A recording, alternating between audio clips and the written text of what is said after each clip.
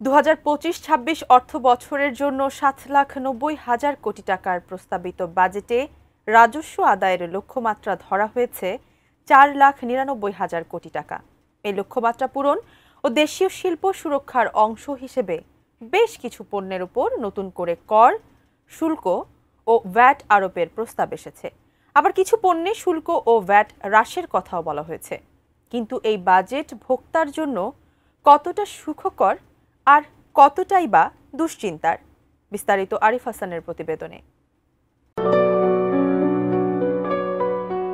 তীব্র গরমে এসি কেনার কথা ভাবছেন? তবে দাম শুনলে আপনার শরীরের গরম বাড়বে আরো কয়েক ডিগ্রি।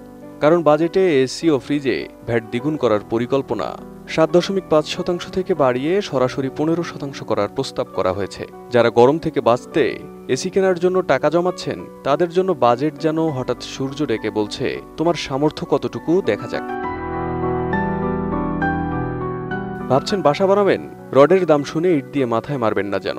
নতুন বাজেটে রডের উপর শুল্ক ও ভ্যাট বেড়ে যাচ্ছে। প্রতি টনে বাড়তি খরচ প্রায় 1400 টাকা। ফলে বাড়ি নির্মাণ বা ঘরের মেরামত করার কথা যারা ভাবছেন, তাদের কাছে এখন নির্মাণ মানেই যেন নির্মমতা মনে হতে পারে। RICL TMX, যুগের পর যুগ স্থাপনা থাকে মজবুত। শখের মোটরসাইকেল কিনে অনেক দিনের স্বপ্ন বাস্তবে রূপ দিতে চাচ্ছেন? তবে জেনে রাখুন, এখন শুধু গন্তব্য নয়, বরং মাথায় রাখতে হবে বাজেটও। মধ্যবিত্তের সবচেয়ে নির্ভরযোগ্য যানবাহন মোটরসাইকেল, কিন্তু বাজেটে ইঞ্জিনের যন্ত্রাংশ ও সার্ভিসিংয়ে শুল্ক ভ্যাট বাড়ানোর ইঙ্গিত রয়েছে। হাতের পুরনো মোবাইলটি পরিবর্তন করে নতুন মোবাইল কিনতে চাচ্ছেন? তবে আগে তার চার্জ চেক করুন, সঙ্গে ব্যাংক ব্যালেন্সও। কারণ দেশে তৈরি মোবাইল ফোনের ভ্যাট বাড়ছে 2 থেকে 2.5% পর্যন্ত। এদিকে সুন্দরীদের সৌন্দর্য বিলাস এখন সত্যি বিলাসিতাই হয়ে গেল। কারণ নতুন বাজেটের ফলে লিপস্টিক, ফেসওয়াশ, মেকআপ সবকিছুর আমদানি মূল্য দ্বিগুণের পথে, যার কারণে সুন্দরীদের রূপচর্চায় গুনতে হবে বাড়তি খরচ। ওয়ান টাইম প্লাস্টিক, দাম শুনে আবার ওয়ান টাইম মানে আরও একবার ভাবুন। কারণ প্লাস্টিক কাপ, প্লেট, বাটি সবকিছুর ওপর ভ্যাট এখন দ্বিগুণ।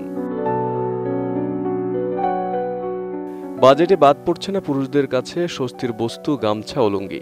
গরমে আরাম দিলেও বাজেটে কিন্তু চাপ রয়েছে।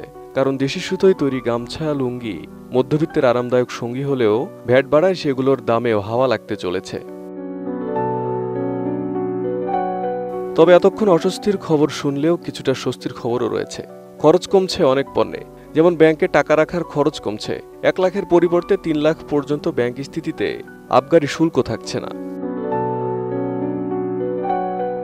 এছাড়া এলএনজি, তরল দুধ, বলপেন, পেট্রোলিয়াম এসব খাতে শুল্ক ছাড়ের প্রস্তাব রয়েছে। সেই সাথে বাস, মাইক্রোবাস, ই-বাইক ও অ্যাম্বুলেন্সে কমছে কর, বাড়ছে নাগালের ভরসা। এবং ক্যান্সারের ঔষধ ও কৃষি যন্ত্রপাতিতে কর ছাড় দিয়েছে সরকার। Arif Hasan, ATN news.